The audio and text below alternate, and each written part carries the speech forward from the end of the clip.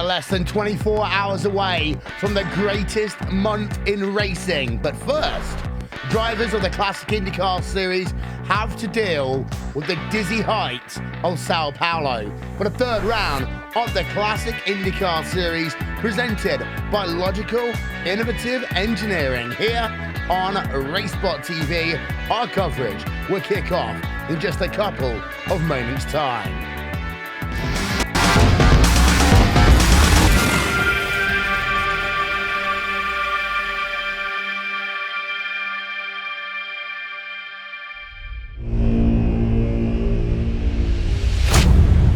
Get ready, going green. Green, green, green.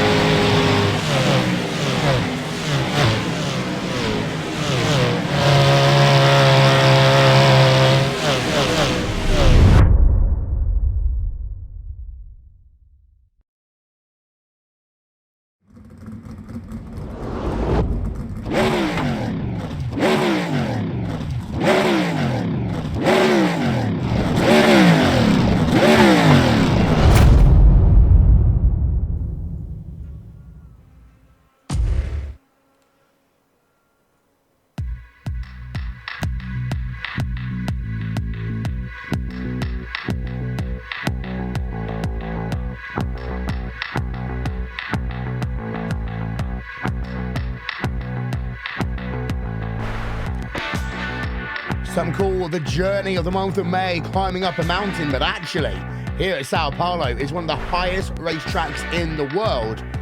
And these drivers have got to deal with 71 laps of hard-hitting action in the third round of the Classic Indycar Series here on RaceSpotTV, presented by Logical Innovative Engineering. Good afternoon, ladies and gentlemen. It's Will Vincent here along with Jack Stiles. We are getting ourselves ready for the green flag in the third round of the championship. There are the track details up on your screen right now. It's a bit of a muggy day today. It's overcast, 50% humidity, 75 degrees air temperature, wind speed of 13 kilometers an hour. And well, Jack, in terms of the humidity at a higher racetrack like this will make the draft so much more important. Oh, it will, and obviously we've got that long straight from 12-13 up to the center S, and the draft is going to be very important here today. Obviously 71 laps, a Grand Prix distance, I do believe. Yep. So it's going to be interesting to see how the draft affects the cars today. Let's have a look at your championship standings coming into this event, and you'll see that Lucas Oil is leading the way. Of course, there are drop weeks that will come into play over the course of the season, but for now, it's the Lucas Oil show. Henry Bennett in second, Timo Signemi in third, Carson Boardway in fourth, and Robert Grogser rounding out your top five. The question heading into this round is who can stop Lucas Oil, because, well, he's just been, in some ways, unstoppable. And I'm having a look right now at the qualifying standings, and, well, Jack, it looks as though that Robert Grogser has an answer in qualifying terms. He sure does, but Lucas could still come back in the race. We saw that at Barber last time out a few weeks ago.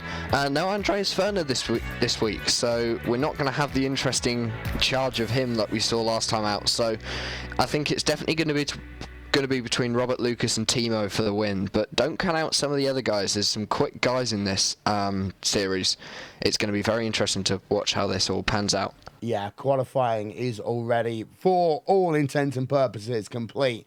It will be Robert Grosser who starts on the front row of the grid today in pole position, 1 minute 16.783. Lucas Deville alongside him.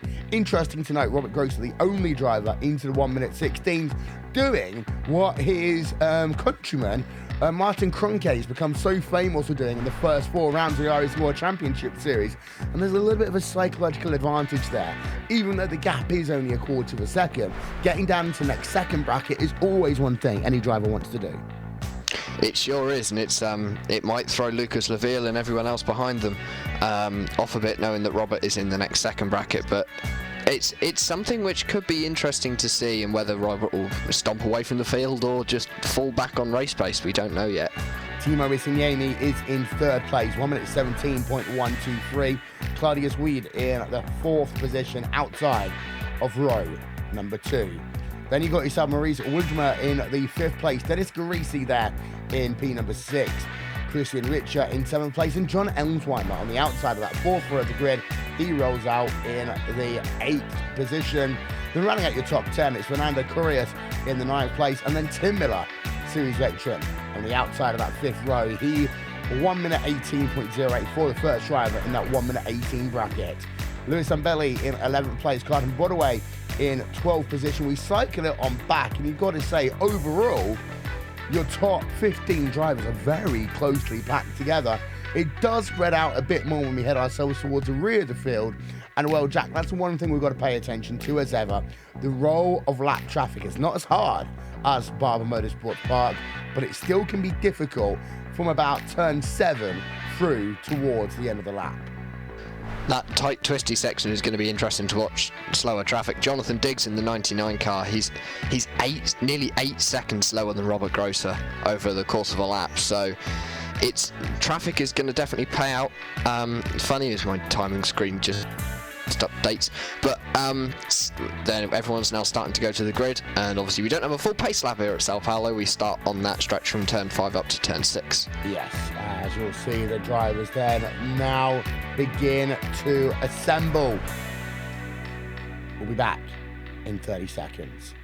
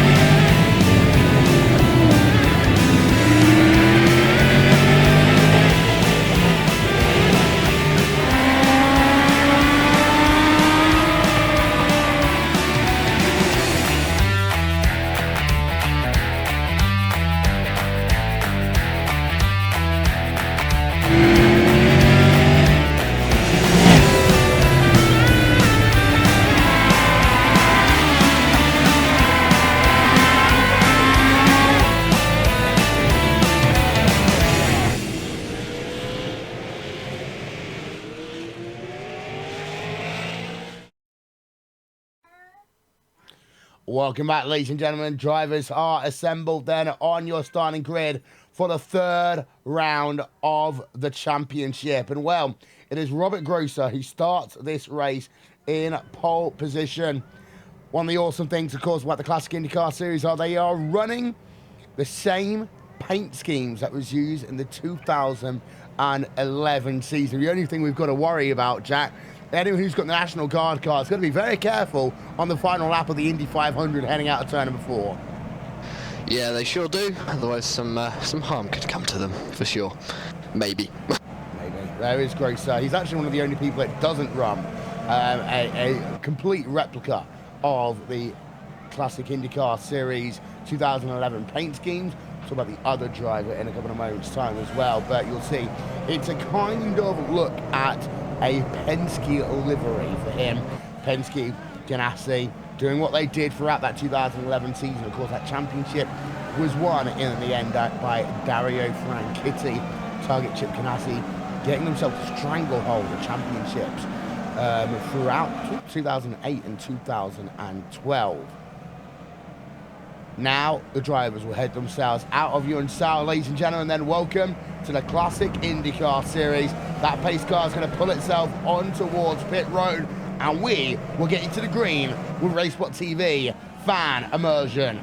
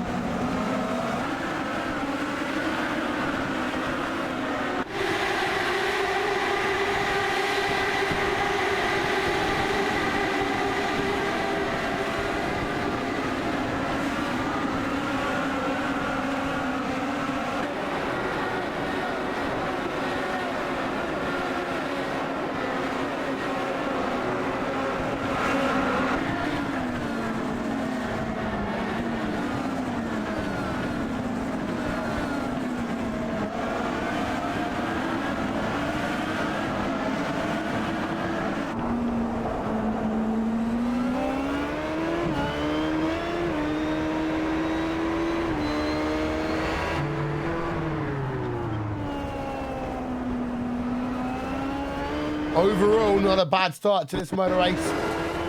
As some technical glitches there for Lucas Laville, who right on board of him. Apologies for that one there, ladies and gentlemen.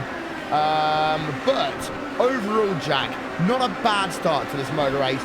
We saw one or two drivers have a couple of issues. Caton Bomber's batch is classified as out of the event on pit road right now.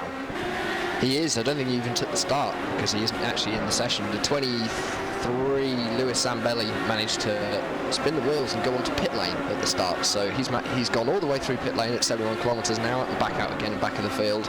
There was a little bit of contact at the start of, or coming through turn 3, turn 2 and 3, the center S. I'm just trying to find out who that is. The number 11 and, oh dear, I've gone the wrong way.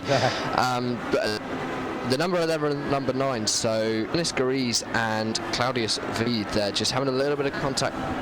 Claudius is now back down into 23, so not the best start for him. He could be admitted, but Robert Grosser there just taking the lead in that number 1 car from Lucas Laville and Timo Isniemi.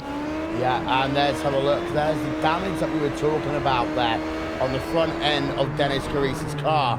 This is the track where half the lap you want to have that aero trimmed out as much as you possibly can. The other half of the lap, well, you need that downforce to get yourself around the tight and tricky confines of your midfield section. But out front, Robert Grosser pulling out the early advantage over Lucas Laville, who we're just having a look at there. Behind, Johnny Garnett versus Stephen Schlacker.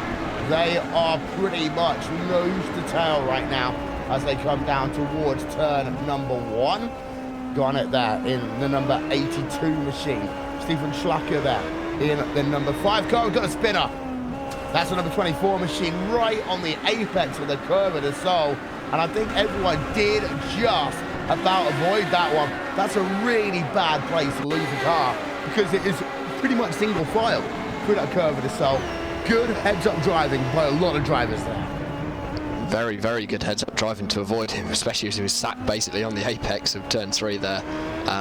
Was there any contact involved? I don't think there was. No, he just lost the rear end, obviously going over the curb a bit too much. But unlucky there for Nils. He had a very good start. He was running up in 8th place, and he's now dropped down to 18th. So he had a very good start and just all lost it on that second lap. Live timing and scoring is available, ladies and gentlemen. Visit RaceSpot.tv/timing. If you want to keep up to date with your favourite driver over the course of this event. Lucas Laville will go on board of him then. Captain himself and Robert Grosser almost hit 1 second as they cross the start-finish line. But it does seem to be that Grosser is better through the tight and twisty bits of this track, Lucas Seville may be running a little bit less downforce. That will have some slight implications in terms of his fuel number here today, of course. The more trimmed out your car is, the more efficient it is in terms of utilising fuel. Yep, which means he'll be going maybe 1 lap shorter on fuel, which could play a game into, or could play into Robert Gross's hands at the end of the race on a little bit less fuel, meaning he's got a little bit of a lighter car. So it'll be interesting to see how that pans out. Timo Isanyemi and Dennis Garisi are really going at it for 3rd and 4th place there. Oh, they were. Then Garisi just yeah, he just obviously too far over the curve. I've done that many a time here. So yeah, that's an unfortunate mistake for Dennis there, but they were going there to tail, and I'm pretty sure Dennis will be able to get back to the back end of that number 30 machine. Indeed so. There's a look on board of the number 69 car. We talked about 2 drivers that don't use the classic Indycar series liveries, and this is the second one. It's Fernando Correas, the number 69 car, of course, presenting sponsor there. Logical Innovative Engineering title sponsor here of the classic IndyCar series, going on board of him towards turn number 1. John Elmsheimer just ahead of him in the number 88 machine. Okay, as they come down towards that first corner once again. A couple of drivers on pit road. Claudius Weed has made himself a pit stop. He's come back out. Jonathan Diggs, well, he's been on pit road for a good number of seconds right now. Some damage to that Herbalife number 99 machine right now. And Michael Gerlicher has come back out onto track after having himself a couple of woes at the start. There's Andrew Eder Saunders, number 4 National Guard car. Well, we talk about the fact that he's got to be careful final corner of the next race that we go to. Well, he's messed up down at turn number 1, lap number 3. Replay on board of him as Andrew Eder Saunders then just loses it under braking and also just dings the front wing. I think the suspension's okay there, but it's so easy to lose that car in the braking here at Sao Paulo because of how late you brake into that corner. Yeah, I mean, it's I was just watching the number 57. He had a little bit of a moment coming out of turn 4 and putting the car into the wall, obviously just coming out after coming out from the pits. But braking is going to be important because there's a lot of places on this circuit where you have to brake from very high speeds. It looked like the number 11 Claudius V just had a moment there as well, coming slow through turn 5. So a lot of people already slipping up. We're only 5-6 laps into this race so far. It's going to be interesting as well, that humidity we were talking about and the impact of that on tyre wear. Yeah, because last time out of Barber we saw people going all the way through the race on 1 set of tyres. Obviously we had a very cold track, so tyre wear was a bit lower. But obviously we're going to have the more draft here this weekend, or today, because of the humidity. And also, yeah, maybe tyre wear might be a bit higher, so we might see tyres changing and people just slipping up on cold tyres and new tyres there. So you never know, it might go all horribly wrong for people at the front. Yeah, as we just had a look at the driver, Tim Miller, he had himself a bit of an issue down at turn number 4. He has got himself going again in that Telemundo number 2 machine, but Tim Miller, after starting this race in P10, now runs himself in P12. As we go and have a look again at this ongoing battle, Dennis Garisi has caught back up to the rear of Timo Isanyemi for the final step on the podium. Garisi runs in that number 9 machine, that Target Chip Ganassi car that was of course used by Scott Dixon. Dixon didn't actually have that good 2011 campaign when you think about it. Garisi gets a very good run though through Curva del Sol as Devon Schlacker also moves himself past David Costello. Here comes Dennis Garisi looking then for 3rd place towards Sega Delego, not able to do so.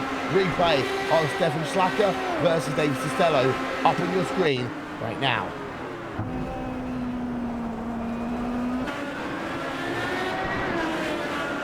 Costello runs in that number 12 car that was used by Will Power. Will Power, of course, lost the 2010 championship, lap number 134 of the Cafe de Brazil Indy 300 that actually took place at the Homestead Miami Speedway track, not in Brazil. Stefan Schlacker in the number 5 car that was used by Takuma Sato. Actually not the best year for that number 5 machine for so many different reasons. And of course, you think about that heading into the Indy 500 as well. Garisi versus Isignani again. And Garisi, I think this time it's going to have the inside line. Garisi moves himself up into the 3rd position, Jack. Yeah, he sure does, just going up the inside, coming into turn 1. Nice move there by Dennis Grease. Tyler Vickery just having a bit of an off there. I think that's the 2nd time he's spun. Just coming through turn 10, looks like he's lost the rear end a bit into the wall and then spun again. So he's clearly not having the day he wanted. He's running down in 21st position, I believe, at the moment. Might be a bit further back now. But Dennis Grease is up to 3rd, Timo Signani down to 4th. Let's see if Dennis can close the 2.3 second gap up to Lucas Seville, and maybe we can get the 1 and the 9 running 1-2. Yeah, as you've currently got yourself essentially a Penske-esque car. Robert Grosser leading the way. He's led every lap of this motor race so far. Currently 1.7 seconds out ahead of Lucas Seville. Between Lucas Seville and Dennis Garisi, between the number 10 and the number 9 Target Chip Ganassi cars, they are separated by 2.3 seconds. Interesting to note, even though Dennis Garisi was able to pass the driver down at turn number 1 that last time by, he also had a faster lap as well. Let's have a look as they come past the stripe again. Lucas Seville, 118.170, 118.277 there for Dennis Garisi. 4th place, Timo Signani. He is still in the draft range of Dennis Garisi for the time being, although last time by 118.914. Part of that, of course, is him going wide down at turn number 1 as he got himself past. P number 5, that is Maurice Orangement right now in the number 22 machine. He's 3.5 seconds back, and that rounds out your top 5. Randy Shoemake versus Jack Turner. Battle going on outside of your top 10 right now for P number 14. And actually, Shoemake's not having a bad day right now. And it looks as though, based on the last lap time, Jack Turner may well be eaten alive soon. I think he might be, because... Oh, no, he was... No, he wasn't. He was 0.8 slower on that last lap than Randy Shoemake. So, yeah, he might lose this position here. Obviously, Jack Turner in the number 83 car, driven by Charlie Kimball in the 2011 Indycar series at the Indycar 500. So that's a nice, very looking Irish flag livery that he runs there. But it's he was slow on that last lap. Could have been traffic, maybe a bit of a mistake coming through the infield section. That's very difficult in these cars, obviously. With the newer style IndyCar, there's a little bit more downforce, but these ones not so much. So yeah, he might lose that to Randy. He's got about 0.8 back. So still in draft range, but if I was Randy right now, I'd be more scared of Niels Hunderhedge behind him, who is right on the tail of him. In fact, they're now side by side coming through that last corner by the pit entry. So, and I think Niels has done that coming down into turn 1 into the centre S's. Yeah, Niels has got that pass easily complete then through the centre S. Move him up into 15th place. The Dollar General car coming out of pit road. Keep an update on him to see why he's just come down pits, going out of pit. Niels then up into the 15th place. It's not over yet because Shoemake there may well just be able to climb as well. No, he doesn't. And then that means that Jack Turner now has himself a 0.3 per second advantage over Niels in terms of that 14th place. Of course, 2011, talking about Charlie Kimball, he was the first driver ever with type 2 diabetes to run an IndyCar race. First type 2 diabetes driver, of course, therefore, take part in the Indianapolis 500. And he was a driver who was running the middle of the racetrack, lap number 200, which forced the driver of J.R. Hildebrand to just go offline a little bit, heading towards that now infamous final couple of moments of that event. A little bit further ahead, Morris Winder, Johnny Garrett there, number 82, 22 cars on board with Maurice in towards turn number 1. And taking a look at the last lap times, Johnny there had a very slow lap number 10 of this motor race, and then actually Maurice, if you can get that curve of the soul right, which he kind of did, he's going to be right there in the draft as they now come down towards turn number 4, but Maurice can't make the move into the Interlagos. Maurice was nearly 2 seconds faster on that lap. He did a 118.5. Johnny did a 122.2. So Maurice has definitely got the pace. So he's already lost 7 positions. So he probably made a mistake or was involved in an incident. So he's obviously lost some time. To make up time, he's just had a little bit of a lock up to that corner. So I've got my track map up because it's disappeared. But Maurice is definitely looking like he wants to get past that number 82 machine of Johnny Garrett, so he should find his way past hopefully in the next couple of laps and move his way up the field a bit more. Yeah, that number 83 machine, of course, brought to you by Geico. 15 minutes can save you 15% or more on your car insurance. It's not going to help though if you're going to get eaten up alive out of Yun Sao. Here comes that driver of Maurice Wimler in the number 22 machine, and there you'll see Maurice up into the 11th position. That looked very, very easy. Oh, the number 22 spun. Maurice has spun around coming into turn 1, so he got past the number 82 there and just spun it and given the position back to Johnny Garrett there. Let's have a look.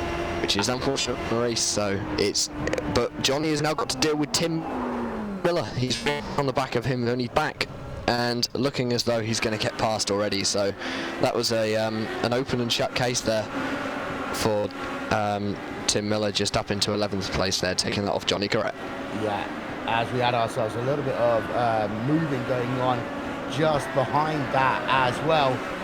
Worth noting, one of the reasons why you see a lot of drivers that just do an overtake in towards that final corner and then spin into turn number 1, it comes down to the in-car tool that is used in this car. And we are going to spend hours talking about it at Indycar. But in terms of a road race, of course, they have themselves the anti-roll bar, both front and rear. What that does is it either stiffens the rear of the car, stiffens the front of the car, for example, and it helps you either understeer or oversteer. But as you come out of the dirty air here, what you want to do, as we just see a car crawling on towards pit road there, that is actually also Andrew Eder Saunders off at the same time. So a couple of things to replay one at a time. This is the first one. Andrew Eder Saunders in that number 4 National Guard machine. Just loses it all by himself, as that was the fuzziest car that was driven by Ed Carpenter in 2011 that just went past him. But then we also saw a very slow car on pit road. That was Gerlica making himself another pit stop by the looks of it in number 57 machine in the Angie's List car, back out and away. But as we were talking about, those front and rear anti-roll bars, they do change the handling of the race car. You've got to remember to actually put them back after you've made the move, because otherwise you're going to be too loose into a corner because there's no dirty air anymore. At the same time, Jack, we've got ourselves Robert Gross and Lucas Seville down to half a second. Yeah, I've been watching that battle for a couple of laps. Lucas Seville did the fastest lap of the race at 1:17.3. A couple of laps ago he was 2/10 faster than Robert on that last lap as well, so he's definitely closing up onto the back of him. We've had a bit of an update on Caton Bummersbach and why he didn't take the start. Apparently his wheel broke an hour before the race, but he was able to fix it, joined into the session, realised he'd lost 10 laps and quit again. So he has unfortunately lost the chance to race here at Sao Paulo, but the lead battle, it's just staying at about half a second at the moment. Lucas Seville trying to find his way up to the back of Robert Grosser. I wonder whether he'll do what he did at Barber and wait for the pit stops and maybe jump them in the pit lane. Yeah, and of course pit stops are coming very quickly. Yeah. They are, as we see Jonathan Diggs down onto pit lane for the second time by the looks of it, so he's obviously not having the day that he wanted. Down there in 24th position in that 99ers. Looks like Henry Bennett has got past Randy Shoemake for 15th position. I've just seen that come up on my timing screen. I'm not sure whether, watching the lead battle at the moment, so I'm not sure how that happened, but it looks as though Henry Bennett's up into 14th now, past Johnny Garrett as well, so he's on a bit of a charge, obviously trying to make up some time he maybe lost at the start of the race. Yeah, we've got a lot of drivers very close to packed together. We've got Randy Shoemake, Johnny Garrett, Henry Bennett and Maurice Wimler all in very close proximity right now. Let's give you a lap of RaceSpotTV fan immersion on board with some of these drivers. They exit Yun Sao.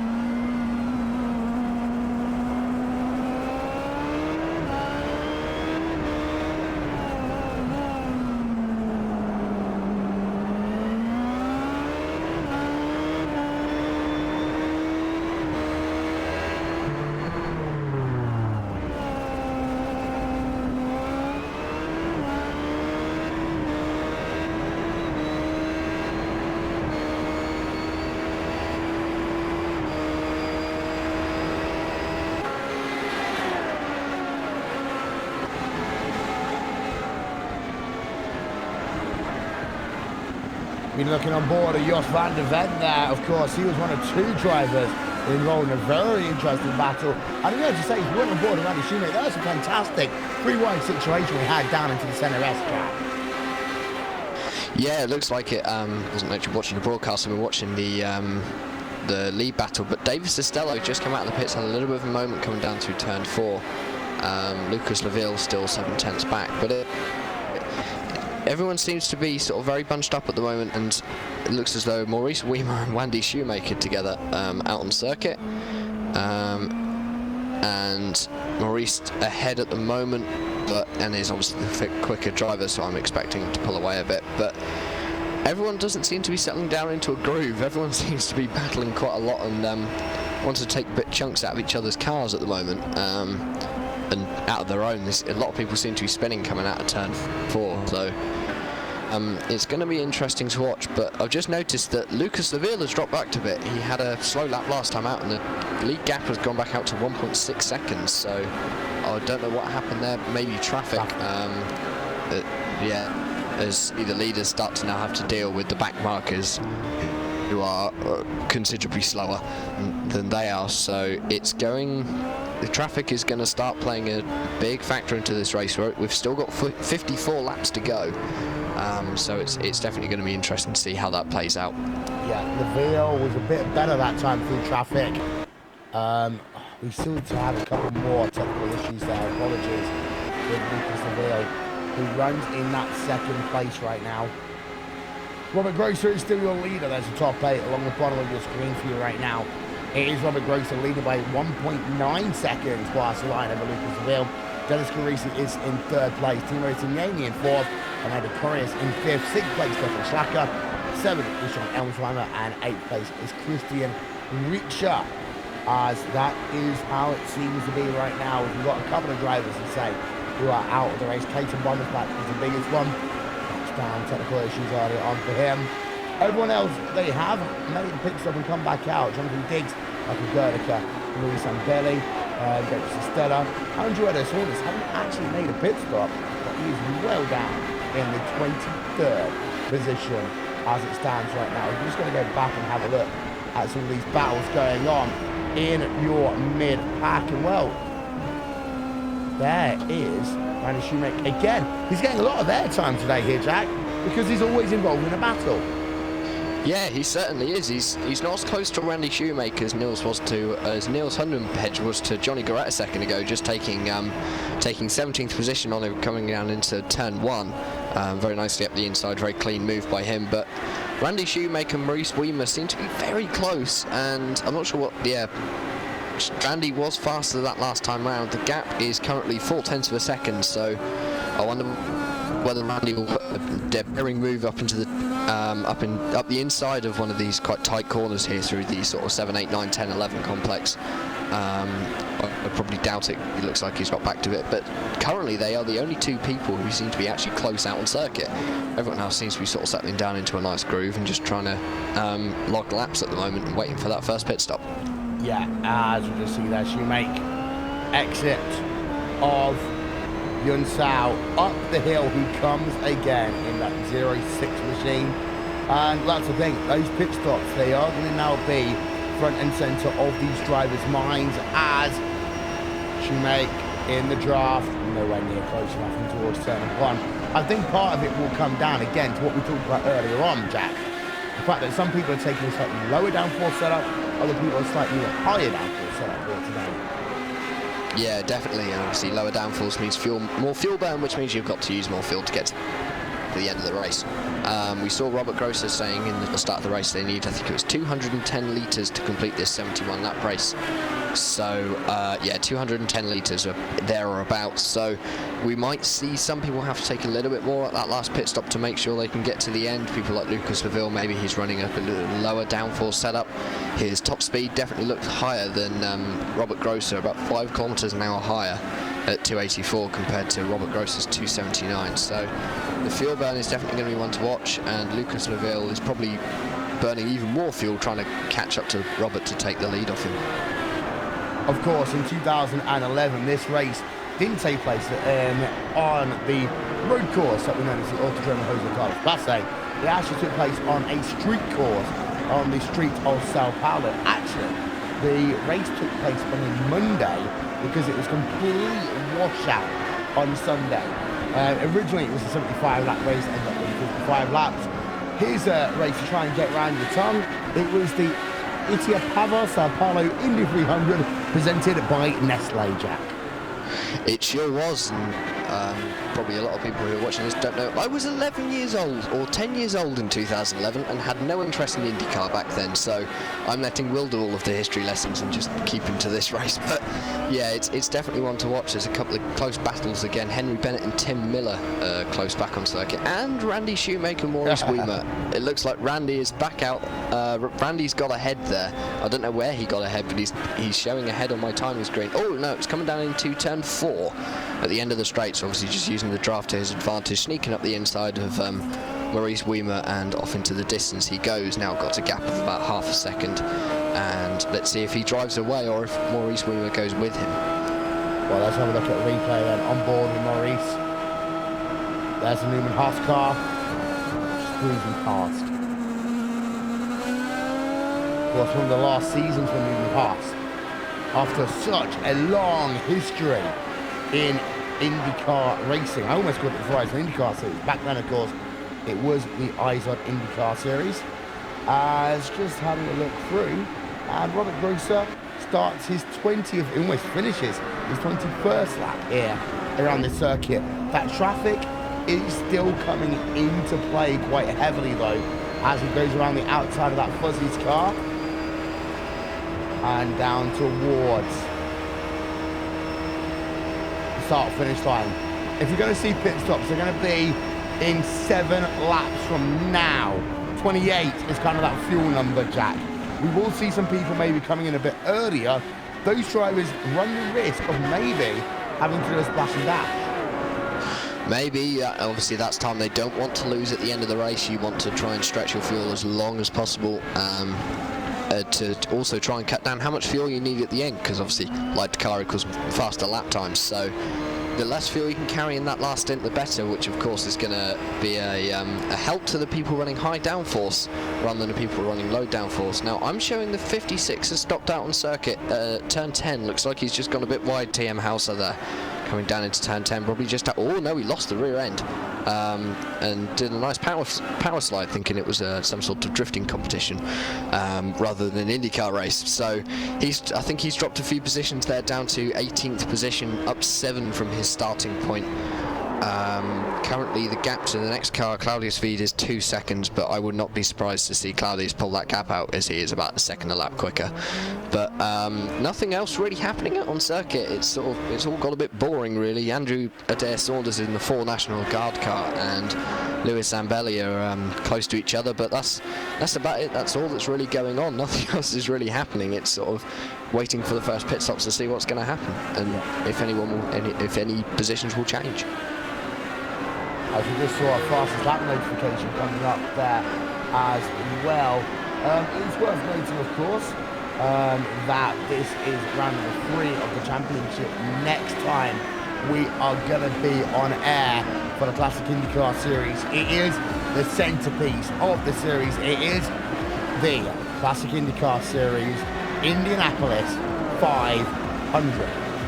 And that will be in 2 weeks' time here on RaceSpotTV, streaming live on iRacing Live. 1 of 3 Indy 500s that we bring to you in that famous month of May. The first one, of course, will take place in 1 week's time. That'll be the Apex Infotech Indy Elite Series, and we conclude with the granddaddy of them all, the iRacing Indianapolis 500. That will be 3 weeks away from now. As we go back then and have a look at this battle going on for P1, P number 2. And I'm having a look at the lap times now, bottom of your screen. Note the fact that, you know, Neville has lost time these past 3 laps, but get this, 8 1,000ths of a second, 78 1,000ths of a second, and then he's a little bit faster last time by 42 1,000ths of a second. Jack, we're talking minutiae here. Yeah, that's sort of the width of paper that he's going to be closing that gap up to Robert Grosser there. I think he's just trying to save a little bit of fuel, save his tyres a bit maybe. You might see him double stint tyres. I think he was one of the ones at Barber who took his set of tyres all the way to the end, and obviously ended up winning that race. He's got he's got 2 for 2, isn't it? I think from the first 2 rounds. So he's in good spirits at the moment. So looking for that 3rd win out of 3 this year in the Classic IndyCar Series at Sao Paulo. Wilson Richard on pit road, lap number 24 of 71. Scheduled pit stop by the looks of that. Released off the jacks. 10 seconds, out and away. Yep, seems to be the first of our pit stoppers there on lap 24. So a bit early on. Maybe his fuel mileage is a bit higher, and he might be one of the people to watch at the end of the race who may have an issue with fuel mileage and have to do a splash and dash. But that number 77 machine is the first person out in sort of the normal scheduled pit stops that we'd expect to complete it. Everyone else ahead of him has obviously still got no pit stops to their names, so it'll be interesting to see who is going to come onto pit lane first and who is going to stay out and do a few extra, or one more extra lap maybe than we think.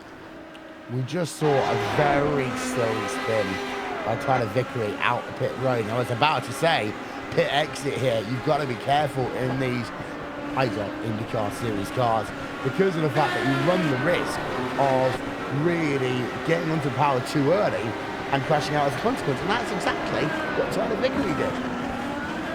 You've got to be careful in anything coming out of pit lane here at Sao Paulo, because it's so easy to spin it. A GT3 car, even a Skip Barber, someone would work out how to spin it. So we might see a few people just knock up or fall or have a few issues there coming out of pit lane, as we see Henry Bennett and Tim Miller are both onto pit lane. Henry Bennett with a 12-second stop there. I would expect that is fuel and tyres, and then Tim Miller is still 10.8 seconds as well. They've both dropped down to 16th and 17th respectively. Everyone else at the moment still out on circuit. They're the only ones to have pitted so far, as everyone is now heading on to their 25th lap by the looks of it. Yeah, indeed so. As we just have a look at that ongoing battle for the race lead, it still seems to be very close. Robert Grocer went purple a couple of moments ago. Just having a look through the rest of your field, see if there's any other battles that are starting to develop. Well, the situation is really that everyone's kind of keeping it close together, but aren't really attacking each other. There's an example: Dennis Carisi versus teammate Isignemi. Gap is 1.8 seconds right now. But Isignemi, the last 3 laps, has found a net gain over Dennis Carisi. It's not much. It is only 0.2 of a second, but this is IndyCar. 0.2 of a second really do matter. They sure do, and it looks like Maurice Weimer and Randy Shoemake are again together out on circuit, just trying not to take lumps out of each other. As we see Randy Shoemake, he's on to pit lane for his first stop, just coming to a halt there in his pit box. By the looks of it, pit box number 13. Pit lane. Lucas Laville looks like he looked like he closed the gap a bit on that last lap down to a second, but it's gone back out to 1.3 seconds now as they head on to their 27th lap. We would expect to maybe see them in within the next 2 or 3 laps. Seems as everyone is now starting to take their first pit stops. Timo Isignemi is also on pit lane. Shoemake hits the wall. Just as we talked about previously about not crashing under pressure. Shoemake does exactly that. He does. He looks like he's just got it coming out of probably just taking off the pit limiter and a little bit too much throttle. There, Timo Isignemi does not look like to be taking... Oh no, that car did go up on the jack, so it looks like he has taken tyres.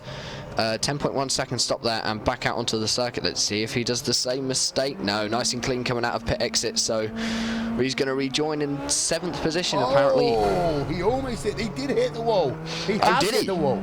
Yeah. And you can just see the change of the tyre right there on your screen. And he's slow. He's not accelerating. He looks like he's stopping. He's messed it up. And that's the thing. I'm going to keep it on this angle. You're going to get the horrible yellow circle for a moment. But look at that tyre. Left-hand side of your screen as he hits the wall. Puts the power down, and it just changes the way that tyre looks as a consequence. And Timo Isignemi, that's 3 drivers now in 5 laps has had issues as Robert Grocer is on pit road.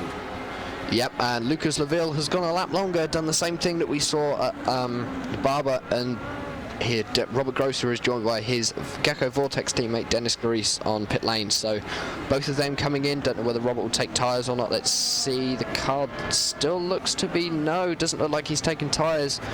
Dennis Garice, the car has gone up in its jacks, so he's obviously taking tyres and electing for the new tyres, but Lucas Laville has taken the lead, leading his first lap of the race and still hasn't pitted. Fernando Correas is up to second there, obviously going a bit longer, and John Elmsweimer up to fourth, so obviously we still need to see them cycle through on the pit lanes, but Timo Isanyemi looks like he's out of the race. He's towed back to the pit lane and is not in his car, so Timo Isanyemi looks like a retirement.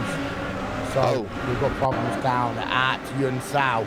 I just saw it there. I think there's 3 drivers that all just had themselves a little bit of an incident. Or they were playing Skittles. All the track is a little bit of issues on the track. Maurice Weimer seems to be one of the Niels in the number 24 machine as well. Here's a look coming down in towards Yunsao right now. Yeah, there was some form of collision around there with a couple of drivers, and I think the number 22 machine on Maurice Weimer was involved in that. Let's get ourselves one more look. Yeah, into Yunsao, and the two come together. They block the track for the moment there. As a consequence, drivers played Skittles trying to go around them, Jack. Yeah, it looks like they were turning turn number 12 into a parking lot or a car park there for Indycars, which would be a very expensive car park, I must admit. But Maurice Weimer, I think, definitely should take the blame for that. Just turned across the front of that number 11 car.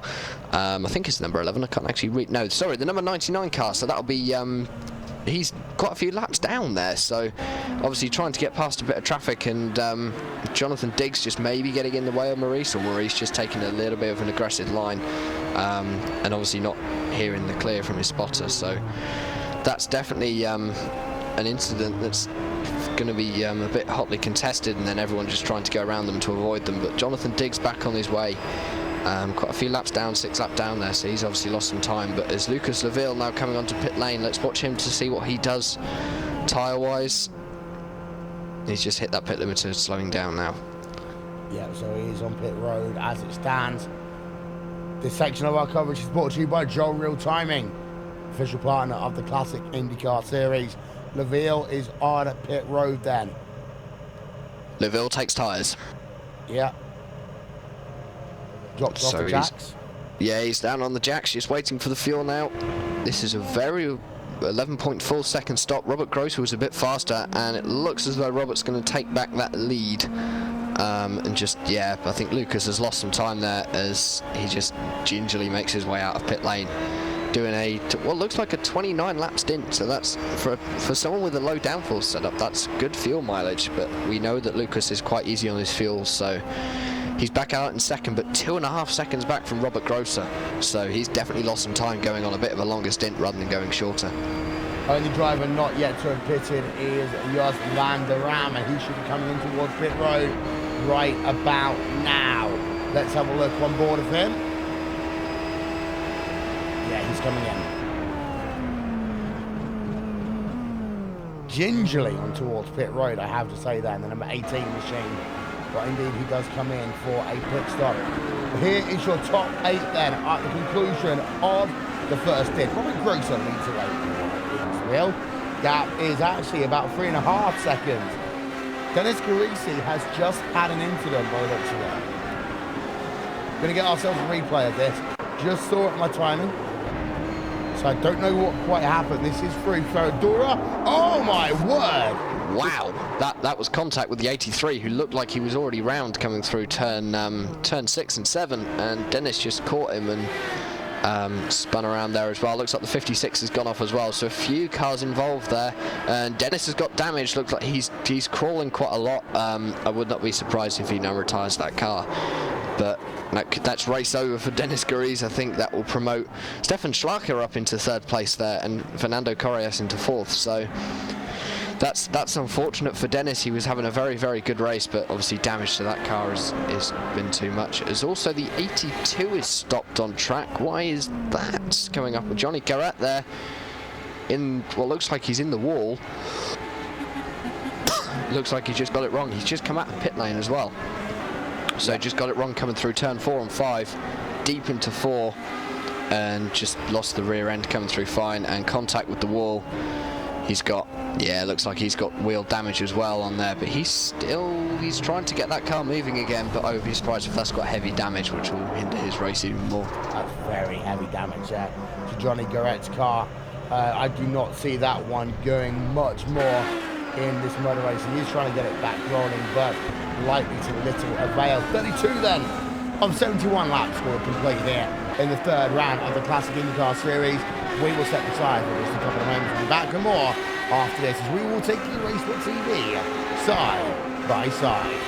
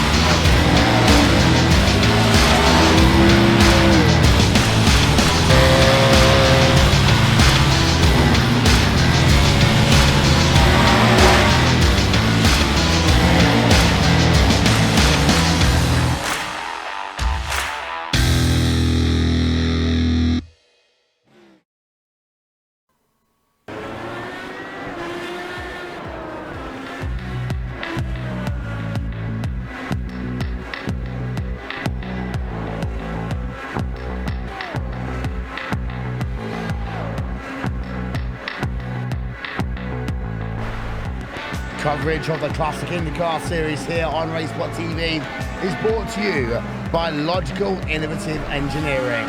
Logical offers professional solutions to satisfy the needs of sim racers, and it's for that reason they have created, with the help of a passionate professional team, several tools to easily adapt to sim racers themselves, their way of driving, in terms of reaching and feeding the race car. They intend for you to feel and sense each and every lap, every acceleration point, every turning angle, not just to imagine, but to experiment and feel like you really are there on the racetrack. Logical Innovative Engineering, the title sponsor of this, the classic Indycar series. And our coverage in part is also brought to you by Joe Real Timing. The winner of the Joe Real Timing Award goes to the driver who has the least incidents in every single race. They get themselves a Joe Real Timing code, and you can experience Joe Real Timing too to help you on the racetrack. Joe Real Timing, series sponsor of the classic IndyCar series. As we welcome you back then here on RaceSpotTV, just under halfway even, as it seems right now. Grosser versus Leville. Well, Leville had a slower pit stop there, took on more fuel. It's going to be interesting this final run to the flag, though.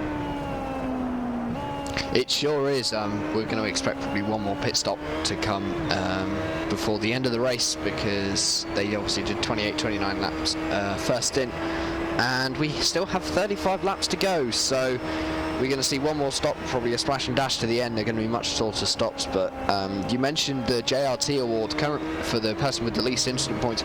Currently the three people who are in contention for that are Stefan Schlacker in third place, Jan Elmsweimer in fifth place, and Karsten Brodvie in 8th place, all not having scored a single incident point yet so far in this race. So they're all at the moment in first position for that Joe Real Timing Pro code, which can only be given to one of them at the end of this race. So it'll be interesting to see who will win that. But at the head of your field, Robert Grosser has taken that gap out to Lucas Leville out to 6.3 seconds now. Lucas is dropping back quite a lot every lap, whether it's, I think maybe he's just struggling with fuel consumption, or even trying to save it so he has to do, so he doesn't have to stop again and take that car to the end, although I highly doubt it. So it will be interesting to see what happens to that. But yeah, Lucas Leville is losing a lot of time, and Stefan Schlacker is actually gaining a tiny little bit of time, 2/10 on that last lap by the looks of it, up to Lucas Leville. So we could see a battle for second at the end of this race, although I highly doubt it. Tim Miller started this race in 10th position, had himself some incidents, worked himself back up. He's now back up in P10. But Claudius Reed is right behind him. Actually, that last time by into the Interlagos, Claudius thought about making that move down to the inside, didn't do so. Miller in that Newman Haas number 2 machine remained in the 10th position. 11th place is the number 11 machine right now. There we are. Zoom in on that. That's the kind of HPS car that was run in the 2011 ISOC IndyCar series coming out of Ewan Stout. This is likely to be a much better run. Actually, I say that, it's a horrible run, because that's the leader coming through right there to split this battle up for the moment. Claudius Reed gets out of the way, and now you'll see Tim Miller do exactly the same in towards turn 1. Miller taking the inside line. Claudius Reed is going to say, thank you very much. I'm going to steal that position away from you. That was a bad decision there by Tim Miller. Claudius Reed took that to the best of his advantages, went straight round the outside, waved his hand and drove off into the distance. Not the best way to lose a position, I must say, but it looks as though Dennis Garis is back out on track after his issues earlier on in a battle with Karsten Brodvie there, as he just gets really close to the back of that 78 car. Obviously looking to get past there. He's obviously had his damage repairs, back out onto circuit, and off he goes. But obviously in this series every driver gets one fast repair, so I would not be surprised if he took that. I would be very, very surprised if he didn't take that fast repair to be able to do a 4.7 pit stop to repair the damage that he had. So yeah, he's back out on circuit, back out in 9th position, trying to make up some time there. It just goes to the inside and breezes past Karsten Brodvie there down on that main straight. Stefan Schlacker is your biggest mover in the field here today, up 21 places according to our time and graphics. Henry Bennett is up 17 places, Carson Brodvie up 4. Dennis Garisi is your biggest loser inside of your top 10. Tim Miller, as we say, started 10th, is running in the 10th place as it stands. Claudius Reed is down 7 places. Maurice Wilmer, we've seen a lot of him today. He had a horrible start to this motor race. He's going to settle down and be number 15, Jack, but he seems to have had a great qualifying and his race untangled in those first 15 laps. Yeah, definitely he completed qualifying, but that first 15 laps not so much, as he's just plodding around there trying to make up some time again. So he'll be one to watch at the end of this race. But it looks like Henry Bennett and Christian Richter are together. That'll be an interesting battle to watch. The gap is only about 0.8 of a second at the moment, or just over a second now. Christian obviously just losing the back of the number 41 car there. So maybe just losing a little bit of time coming through that slower section. So that battle is almost over. So Claudius Reed and Tim Miller look like they're back together. No, they're still a second apart. So yeah, this is definitely a race which is now sort of starting to settle down, and just the leaders trying to work through traffic. Lucas Deville looks like he's lost even more time to Robert Grosser there. Nearly 7 seconds now, the gap for the lead. So it's, I think Robert Grosser is now starting to storm away with this one. It looks like, was there someone going off there into turn 1? I'm not sure. I don't know whether that was just my camera angle. So the race is definitely now starting to settle down with Robert Grosser still in the lead. Yeah, indeed. So we're just having a look now at Carson Bodaway. He was closing up to the rear. Oh, actually, he was losing time for those careers, so I'll take that one back. But we're riding on board with Carson Bodaway in that number 78 nuclear energy machine car that, of course, was used by Simone Di Silvestro. There's 4 female drivers in the 2011 Indy 500. They were Simone Di Silvestro, Sarah Fisher, our favourite driver, Milka Duno, and, of course, Danica Patrick. And, well, Danica was one of about 4 or 5 drivers who had the chance to win that Indy 500 in the last 20 laps or so. The race, of course, in the end, going to Dan Weldon. Simone Di Silvestro in at number 78 machine. Well, it's not in this race, of course. It's Carson Bodaway. But Christian Richter versus Henry Bennett. Those 2 drivers, they are separated by 0.6 of a second. Battle for P number 6 going on right now with the number 77 machine and the number 41. The number 77 car, of course, is the car that Dan Weldon drove in that race at Las Vegas Motor Speedway, where he lost his life. He actually ran the number 98 machine when he won the Indianapolis 500. It's a different car. And of course, Dan Weldon didn't take part in the majority of the series because he was testing out and developing what was then the Dallara DW12 as well. He was actually doing some work with MSNBC, which back then was known as Versus. There's your history lesson for the moment. Henry Bennett going on with Christian Richter. 1 second is the gap right now, Jack. It's Henry Bennett, just 1.2 seconds now by the looks of it. Henry Bennett obviously just maybe running a bit of a higher downforce setup than Christian Richter, so he can pull out a bit of a gap coming through that tighter, twistier section of the circuit. But back out onto that main straight now and across the line to start his 41st lap of 71. So 31 to go for him. We're into the second half now of this race. When are you getting your chocolate? And where's my chocolate? The chocolate is currently sat on my desk, and unfortunately I don't think I can teleport you chocolate, so sorry about that. Unacceptable to ride on board then with number 12 machine. Dave Costello versus Tim Miller. And it looks as though that Tim Miller will get himself enough of a cushion in towards that first corner as they head themselves out of the centre S towards further aside again. Costello is one of these drivers that he seems to be picking up the pace now in the middle section of this event, Jack. Trying to get himself past Tim Miller, but wasn't able to utilise those 2 long straightaways at the start of the lap. Yeah, David Costello, Tim Miller got extremely high top speed, really running a low downforce setup, over 200 miles an hour. But a bit slower on that last lap, obviously the lower downforce playing a bit of a bigger role in that middle section of the circuit as David Costello gets a little bit closer in that number 12 car. So that's one to watch, I think, as it looks like Timo Isanyemi is back out on circuit after his 2-minute 26 pit stop after the contact coming out of the pit lane. So he's definitely going to be trying to get back some positions. He's only 12 seconds behind the 83 machine of Jack Turner, but Tim Miller and David Costello 0.7 of a second, and I do not think that the speeds are very, very similar. David Costello, if not a little bit faster due to the draft, so He's getting a little bit closer with every single lap.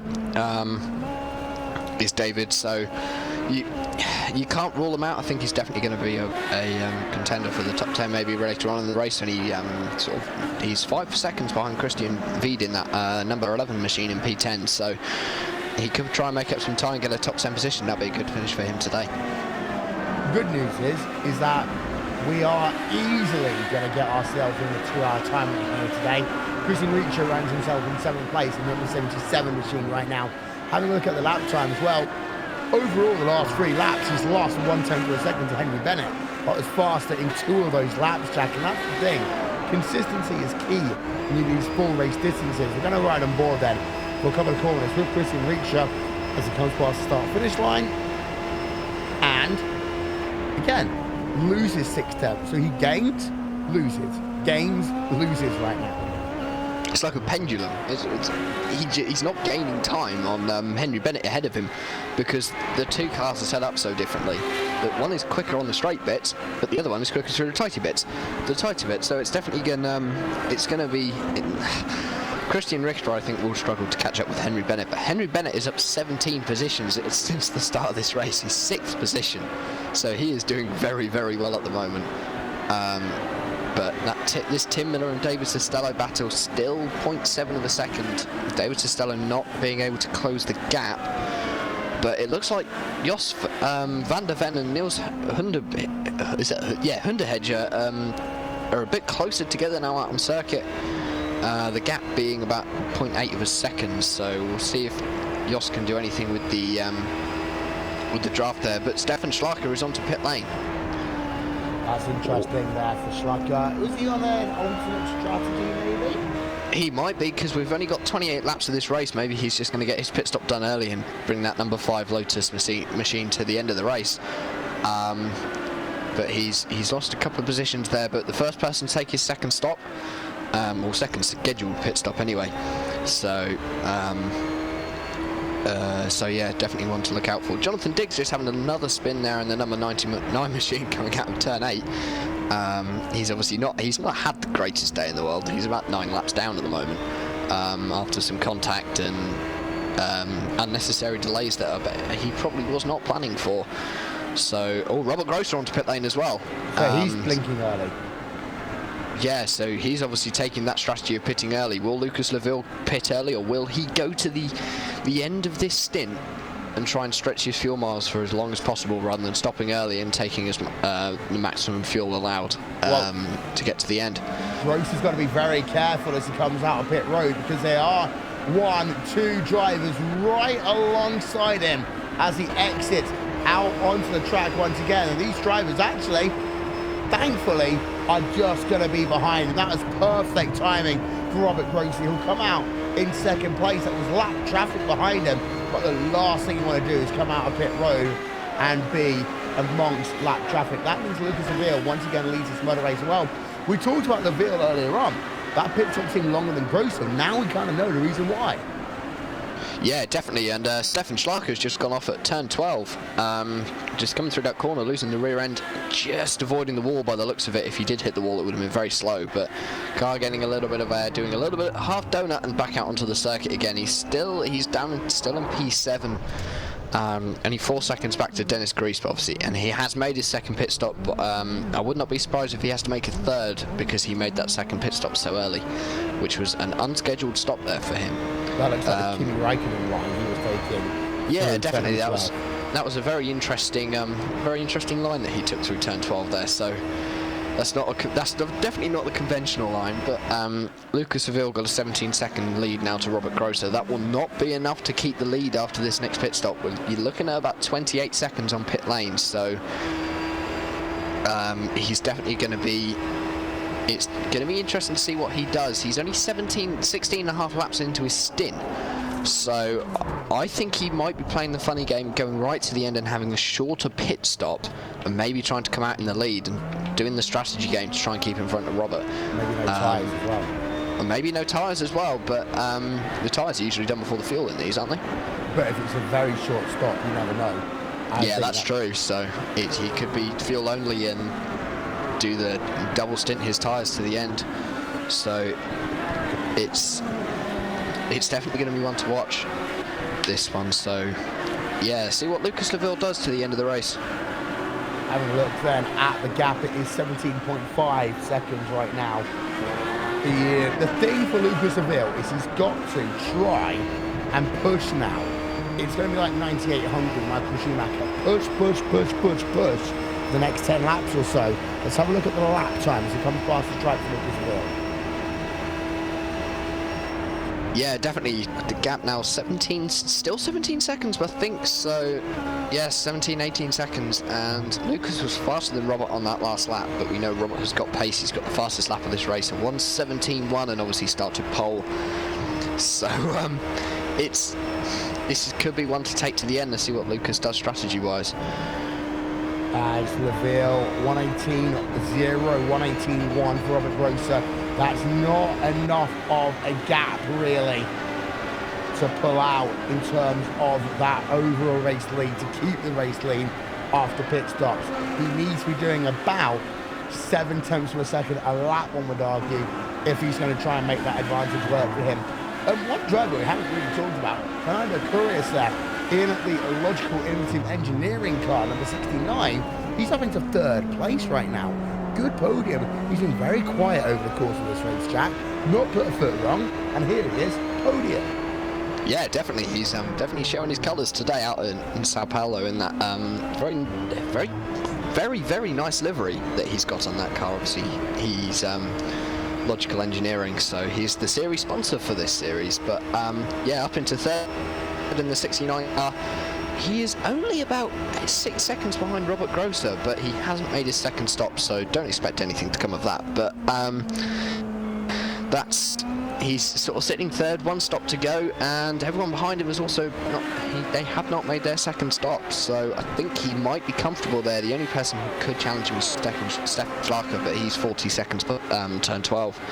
So yeah, it's definitely an interesting one to watch, this one, so let's see how that pans out. I hope Fernando Curious gets that 3rd place and a nice podium for him. It will be a good end to the day for him. Stefan Flacher versus Dennis Carisi, P7, P8 right now. Carisi last time by 2 tenths faster. And again, 4 tenths faster right now. Number 9 machine, Dennis Carisi, is coming back after some issues earlier on in this event. That's Carisi. Let's run on board with him for a couple of moments then. Give you a little bit of RaceSpotTV fan immersion. And chocolate.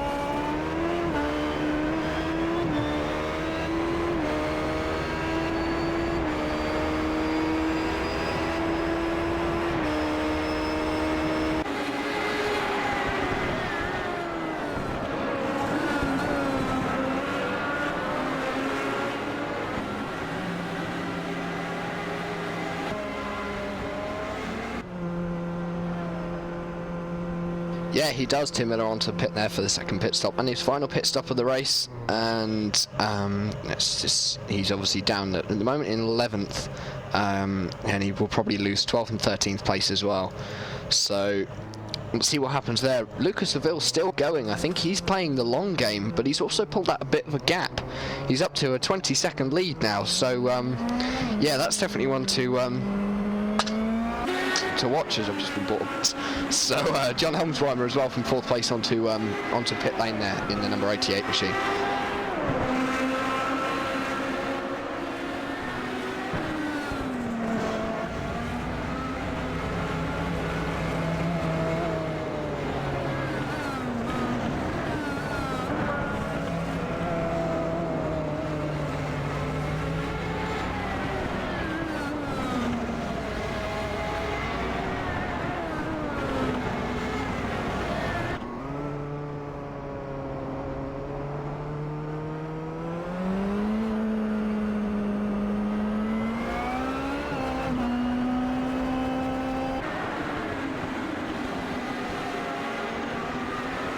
Yeah, definitely. And so the second round of pit stops definitely starting to happen now.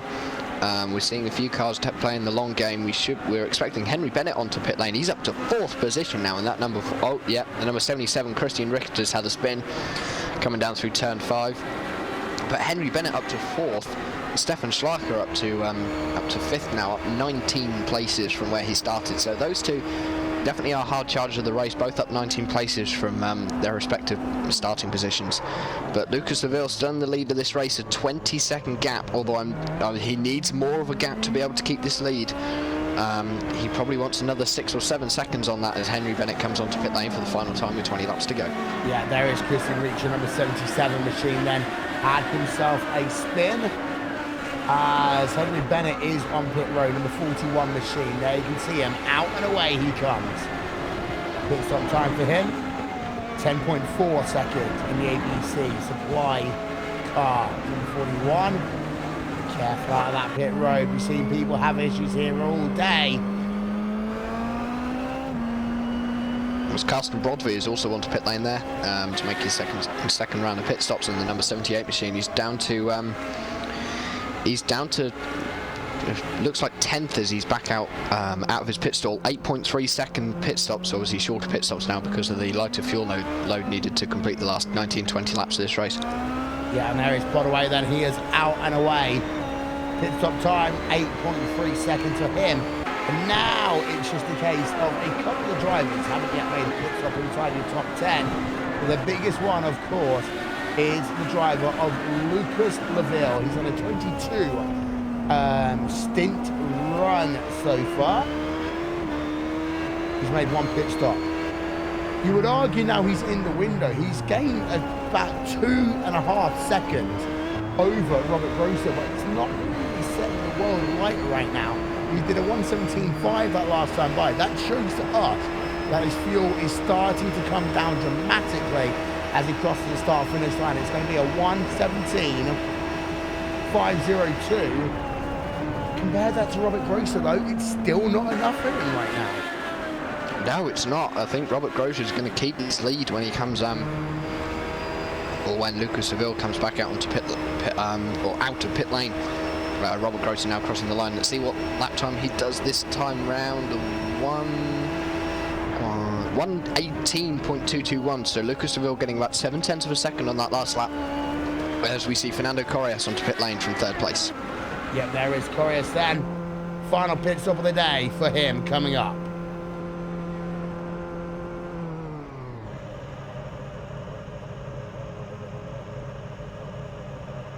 Still taking tyres with less than 20 laps to go. Interesting move there. That means they're going to be nice cold fresh tyres for him for the last 20 laps. Maybe he's going to think of getting a charge and trying to keep that position. He's got 35 seconds back to Stefan Schlacher, so I thought he would be safe with taking old tyres, but 9.6 second stop there for Fernando Correa, so we're obviously taking a little bit more fuel than other people. So he's back out onto the circuit for the last 19-18 laps of this race. Yeah, and he's still got though about an 8 second advantage over Schlacher. Schlacher right now about to be passed by Dennis Carisi as they work themselves side by side for the moment. Then let's stay side by side with these two drivers. We thought it was going to be an easy pass. It isn't. Let's go and have a look around the outside line. Dennis Carisi tries. Isn't able to get the move done over that number 5 machine, and then a slide from Dennis Carisi. His last pit stop time 4.2 seconds. He may well have to pit one more time today, but well, Dennis is really pushing at it right now. In fact, he will still have to pit one more time today. Having a look at the fact he's done a 22 lap stint, he won't be able to make it to the end from here. No, he won't. He's finishing off his 23rd lap of this stint now, so he is going to have to pit once more, which is going to push him further down to the field. So he might be 4th at the moment, but he will not stay there. As Jack Turner's onto pit lane for the 3rd, for what is looks like his 2nd stop. Dropping down the order there a bit, as Dennis Carisi also pits there for his 3rd stop of the race. The 3rd and final stop with 18 laps to go. Yep, there is Carisi then on towards pit road. Coming into his pit box. Lucas Laville was a second faster on that last lap than Robert Grosser by the looks of it, so he's pulling out the gap even more. Gap is now 22.5 seconds. As Fernando Corres, he had some damage there as he came into the pits. He's had to stop again, take his faster pair and back out. So he had a wing damage I saw as he came to a stop as I was watching Dennis Carisi, who looked like he took tyres. But I wonder what happened to Fernando Correas there. Let's have a look at the replay. Probably some contact with a back marker. Yeah, some contact with a back marker. Looks like it went wide coming through 4 and 5. And he already had his wing damage there. Oh no, he spun coming in through 4 and 5, just lost the rear end. So that's a lot of damage there. He's lost a lot of time having to come onto pit lane again, dropping down to 9th position. So all hopes of a podium there gone for Fernando Correas, which is a shame as he was looking very good, which promotes Stefan Schlacher up into 3rd position, and he's 21 positions up on his original starting place. Indeed so. John Elmsweiler moves himself up into P4. For those of you that can hear, that is RaceSpot Cat right above us. RaceSpot Cat is once again in heat. There for RaceSpot Cat is thinking, what can I do to make Will's life a misery? Lucas Laville, let's go on board with him for a lap then, as he leads the way, continues to punch in some fast lap times, but is it enough? RaceSpot TV, fan immersion.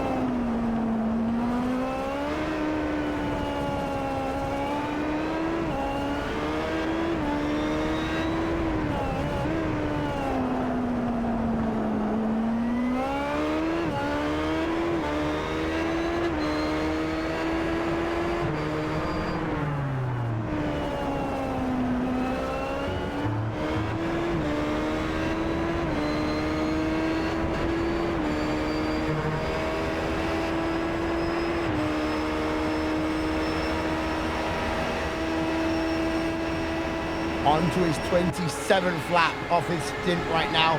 And that last time by 1:17.4. Thing is, these are good lap times, but Robert Grosser is again light fuel, fresh tyres, keeping that gap just about manageable. You said 28 seconds, 23 seconds. It's going to be close, of course, if Laville doesn't take tyres. Remembering that this should only be about a 4 or 5 second pit stop right now, Jack.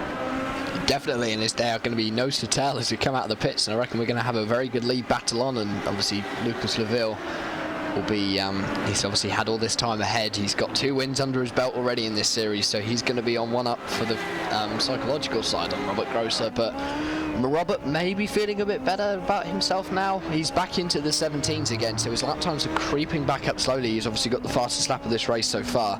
But Lucas Laville, something pointed out in the YouTube chat by Jamie Petty, has got a bit of front damage. He's got front left wing is bent slightly. I don't know how hard that is obviously to see on the TV cameras, but as soon as you go into the chaser you can see a bit of damage on his front left, probably a little bit of contact with the back marker there, so that may be hindering him slightly. If he will probably have that repaired with his fast repair and his pit stop as he goes for another lap, so it's going to be at least a 29 lap stint there for Lucas Laville, and this will probably be his last lap. We should see him onto pit lane this time.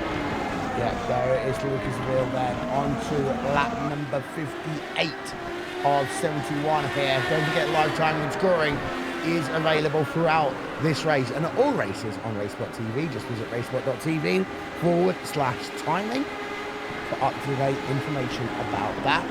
You can also get social with us on Facebook /RaceSpotTV, at RaceSpotTV on the Twitters.